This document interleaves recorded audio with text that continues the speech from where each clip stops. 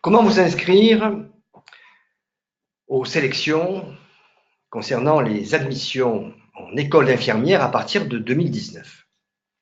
Il y a eu, durant l'année 2018, deux changements et c'est ce que je me propose tout simplement donc de vous expliquer, puisque vous pouvez vous inscrire en école infirmière avec ou sans Parcoursup, avec ou sans le bac. Je m'appelle Alain Nibaldi, je suis professeur en classe propédeutique IFSI première année, en psychologie, jury au concours infirmier depuis 1993, un peu plus de 20 ans, et conseiller Parcoursup dans le cadre du cabinet d'orientation IONO, IFSI. Comme je vous l'ai indiqué précédemment, nous avons assisté en juillet 2018 à la suppression pure et simple du concours infirmier et le 13 décembre 2018 avec l'arrêté à la création d'épreuves écrites et orales pour un certain public et dans certaines conditions. En résumé, voilà les 5 cas de figure. Vous devez obligatoirement correspondre à l'un de ces 5 cas. Soit vous avez entre 18 et 50 ans. Pourquoi 55 ans? Tout simplement pour montrer qu'il n'y a pas de limite d'âge donc à Parcoursup. Et deux cas de figure, où vous êtes en train de passer le bac, soit vous avez d'ores et déjà le bac, ou, attention, un diplôme de niveau 4. Soit, deuxième cas de figure, vous êtes aide-soignante ou auxiliaire de puériculture avec 36 mois d'expérience. Et dans ce cas, vous pourrez donc intégrer l'école infirmière en liste A. Ou vous êtes en reconversion, vous n'êtes pas aide-soignante, mais vous justifiez 36 mois de cotisation au régime de la sécurité sociale, soit 4 821 heures, et dans ce cas, avec ou sans le bac, j'insiste, sans le bac, vous pouvez donc passer certaines épreuves et intégrer une école infirmière.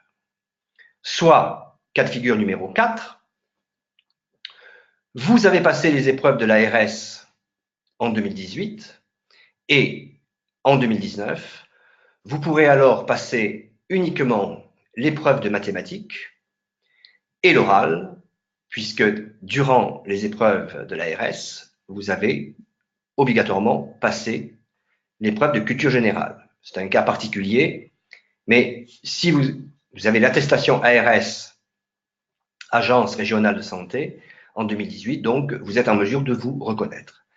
Dernier cas de figure, le numéro 5, vous souhaitez devenir militaire et dans ce cas, eh bien, pour intégrer le personnel des armées, vous devrez passer un concours qui a été réformé, attention, ce n'est plus le même, avec, à partir de 2019, des épreuves sportives.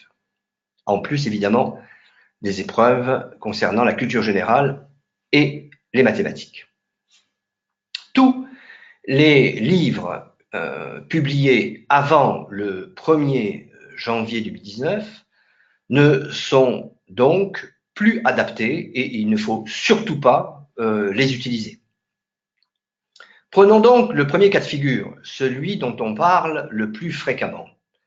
C'est en quelque sorte la révolution 2018, évidemment, à savoir l'universitarisation de la filière infirmière à partir de la plateforme Parcoursup qui a remplacé APP. Quelles sont les personnes, quels sont les candidats donc concernés par Parcoursup? Vous avez ici donc les différents candidats, bien évidemment les néo-bacheliers, c'est-à-dire les jeunes qui sont en train de passer le bac, les jeunes et les moins jeunes, ceux qui sont d'ores et déjà bacheliers, donc en réorientation, les candidats étrangers ayant le bac, les personnes en reconversion professionnelle qui ont le baccalauréat et les étudiants PACES ayant validé la première année. Et enfin, les infirmiers diplômés d'État hors Union européenne. Voilà donc les catégories, les personnes qui peuvent s'inscrire sur la plateforme Parcoursup. Je rappelle que l'ouverture de Parcoursup, c'est janvier. Alors évidemment, si vous écoutez cette vidéo après le mois de janvier, vous savez que vous avez jusqu'à la mi-mars pour vous inscrire. Deuxième catégorie de personnes. Ici, nous nous référons à l'arrêté de décembre 2018 qui permet donc, qui donne le droit aux candidats de passer certaines épreuves. Il y a donc, c'est écrit ici même, une épreuve de culture générale d'une demi-heure, une épreuve de mathématiques d'une demi-heure et une épreuve orale. Le tout est noté sur 40. Vous avez le descriptif ici même et je vous invite donc à appuyer sur le bouton pause afin justement de prendre connaissance de ces épreuves puisque nous avons repris textuellement l'arrêté, le texte officiel. J'évoquais également les aides-soignantes. Côté aides-soignantes et auxiliaires de puéricultrices, il n'y a aucun changement. Depuis des décennies, vous avez la possibilité donc de passer un examen interne ou promotion interne ou concours passerelle. Cette épreuve, je dirais, a plusieurs labels. On l'appelle, on lui donne différents noms. Mais en fait, il s'agit donc de 3 cas pratiques. Donc, vous avez ici les différents sujets, les grandes orientations. C'est une épreuve écrite de 2 heures. Et évidemment, si vous réussissez, eh bien, vous avez la possibilité d'intégrer l'école infirmière, tout en sachant que tous les candidats inscrits en reconversion, qu'il s'agisse donc des aides-soignants, des auxiliaires puéricultrices ou des salariés donc issus de filières diverses, eh bien, tous ces candidats représentent 33% des effectifs, puisque à partir de 2019, il y a bien des quotas, avec un quota, le quota principal de 33%, ce qui est évidemment très significatif. En résumé, soit vous vous inscrivez sur Parcoursup, vous n'avez pas d'épreuve, ni d'épreuve écrite, ni d'épreuve orale, soit vous êtes aide-soignante ou auxiliaire de puéricultrice, vous avez 3 cas pratiques, soit vous êtes en reconversion et vous avez 3 années de cotisation à la sécurité sociale, soit 4 821 heures avec ou sans bac, et vous avez une demi-heure de culture générale, une demi-heure de maths et l'oral de 20 minutes. Soit vous avez passé en 2018 l'écrit de culture générale dans le cadre de l'ARS, et vous n'aurez en 2019 que l'épreuve orale et les mathématiques.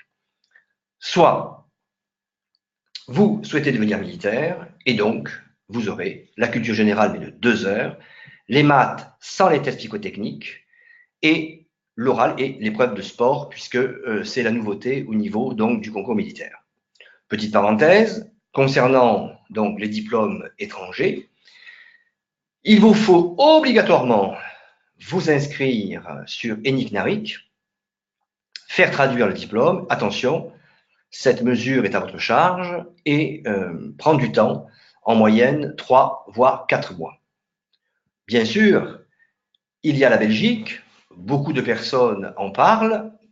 Vous avez la possibilité d'être formé en Belgique et de ce fait, en ayant le diplôme belge, vous pouvez travailler en France puisque ce diplôme est reconnu.